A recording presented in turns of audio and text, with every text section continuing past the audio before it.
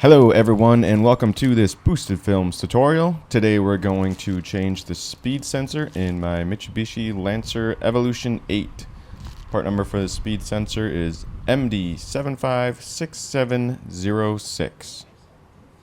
As always, this video is for entertainment purposes only. If you don't have the confidence in your own abilities to do something like this, please pay a professional to do it.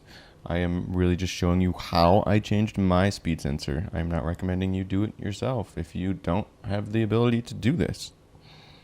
But the first thing I did when changing my speed sensor is I did have to remove the battery. So that means I loosened my battery terminals and removed the negative and positive terminals of my battery.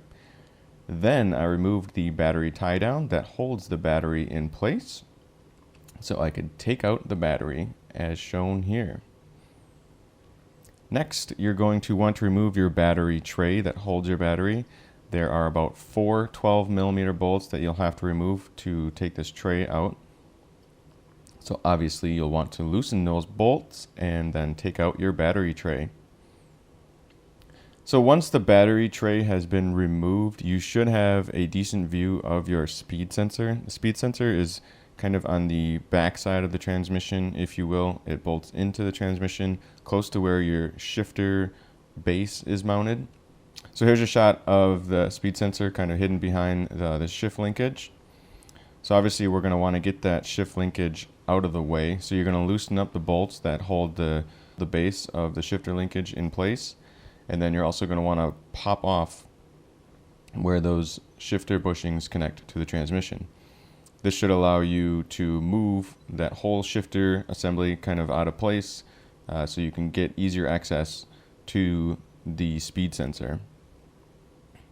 Now there's also a wiring harness here where you're going to have to disconnect a couple of plugins along the way to kind of make more room. Just to let you know though, I did not disconnect the harness where it actually bolts to the speed sensor itself. At this point, you should be able to pull out the speed sensor and then disconnect the harness because it is a bit hard to get the clip off that holds that connector in place. So here you can see that I'm zooming into the speed sensor itself now that we have that whole shifter kind of assembly out of the way. And there's one 10mm bolt that holds the speed sensor in place. Key to getting this bolt out is you'll want to use a smaller ratchet, smaller socket to get in there. So I recommend using a 1/4 inch drive 10mm socket. That should help you get in there to get access to that bolt.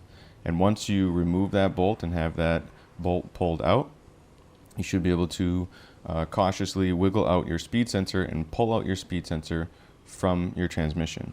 And here's just what the speed sensor looks like.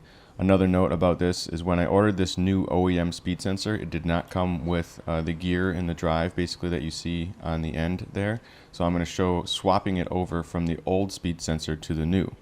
So if for any reason you don't have a speed sensor at all in your car, you're going to have to try to acquire those pieces somewhere else. I'm not really sure where you'd find them, but hopefully you're just swapping out a speed sensor and have the old speed sensor in place.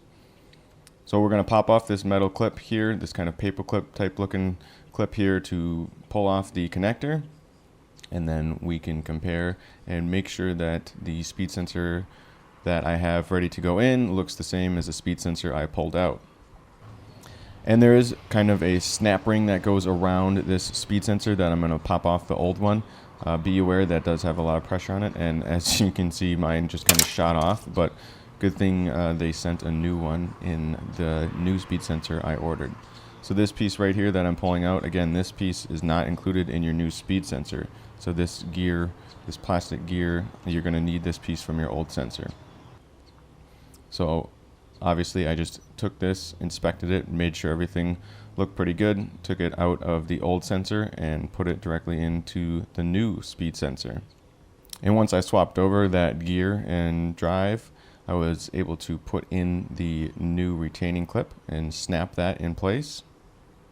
And once you do that, I would just check and make sure obviously that that gear is in place and can spin freely, but you don't want it to be able to pull in and out, obviously. And that's the basics of getting the speed sensor out and getting the new one swapped over. Now everything is kind of reverse of what you just did. So what I'm doing here is just plugging in the speed sensor to the harness. I'm going to put that metal retaining clip in place. If you can't find these metal retaining clips, I've heard that you could use a paper clip in a pinch, but otherwise if you look online you should be able to find some replacement clips if you do lose that clip for any reason, or your local auto parts store might have something that'll work as well. So then we're going to go ahead and drop that speed sensor in place in the transmission. We're going to push it down, make sure it's in there, and push down as far as it'll go. And then again, you're going to use that 1/4-inch drive, ratchet, and socket to get that bolt back in place. So you'll bolt it in place and bolt it down. Then you can put your shifter bushings back in place and mount that shifter bushing base in place. Put the bolts in that hold that on. And then you're going to obviously have to reconnect the shifter linkage itself to the transmission. And just like the beginning of the video, for the battery tray, you're going to have to put that battery tray back in. So tighten up those 4 bolts after you put the battery tray back in. And again, to make sure you did check the wiring harness for anything else. If you unplugged anything else for the harness that goes to the speed sensor, make sure you have all those connections obviously plugged back in before you start putting this battery tray in place and putting the battery back in. So once you've tightened up that battery tray, you should be able to set your battery back in, reconnect your terminals, and bolt your battery down. Thank you so much for watching this boosted films tutorial video. As always, hopefully you found it helpful. If you have any comments or suggestions, feel free to leave them in the comments section of wherever you're watching this video. And if you do want to keep in touch with me on any other platforms, here is my screen names on the different platforms I can be found on at this moment. Otherwise, just Google Boosted Films, man. You'll find me. Thanks so much, everybody. Bye.